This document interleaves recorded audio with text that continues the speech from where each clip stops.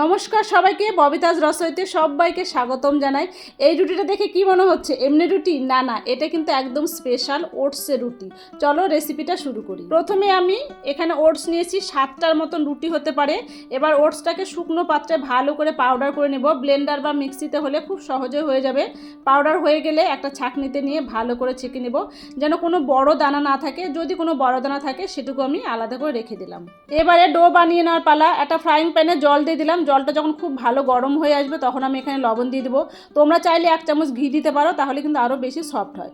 জলটা ফুটে এলে ধীরে ধীরে ওটসের পাউডারটা দিয়ে দিতে হবে, প্রথমে চামচ দিয়ে, তারপর ঠান্ডা হয়ে গেলে এটাকে হাত দিয়ে ভালো করে মাখতে হবে। খুব সুন্দর নরম করে এটাকে মাখতে হবে। ওটসের আটাটা একটু আলাদা, তাই ভালো করে না মাখলে রুটিগুলো ফেটে যেতে পারে, তাই যত্ন নিয়ে ভালো করে মাখ। এবারে ডো থেকে লেচি কেটে নেওয়ার পালা। আমি একটু বড় বড় করে রুটি করব, সেই সাইজে আমি এখানে লেচি কেটে নিয়েছি। এটাকে আবার হালকা হাতে ভালো করে মেখে নিতে হবে, এতে রুটিটা আরও কিন্তু ভালো হবে, সফট হবে আর ফেটে যাওয়ার ভয় থাকে। আমি এখন রুটিগুলোকে বেলে নিচ্ছি খুব পাতলা করে, যেমন প্লেন আটার রুটি বেলি, তবে সাবধানে বেলো।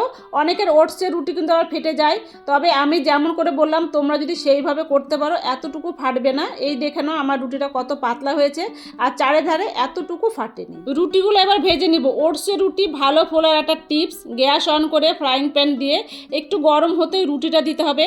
এক পিঠে তাপ লাগতে না লাগতে সেটাকে আবার উল্টে দিতে হবে।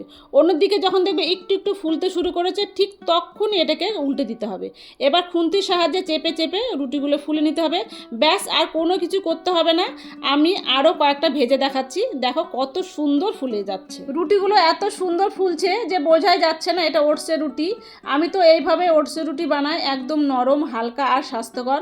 তোমাদের জন্য একটা ছোট্ট টিপস শেয়ার করলাম, কাজে লাগলে লাইক কমেন্ট শেয়ার করতে ভুলো না।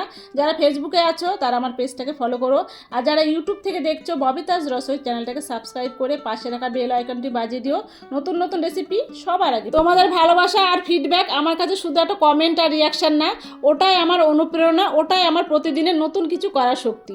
তাই প্লিজ এইভাবে পাশে থেকেও ভালোবাসা দিও। এই ববিতাজ রসই পরিবার তোমাদের ছাড়া একদম অসম্পূর্ণ। দেখা হবে নতুন একটা রেসিপি নিয়ে পরের ভিডিওতে। ততক্ষণ সবাই খুব ভালো থেকো, সুস্থ থেকো, এনজয় করো। Thank you.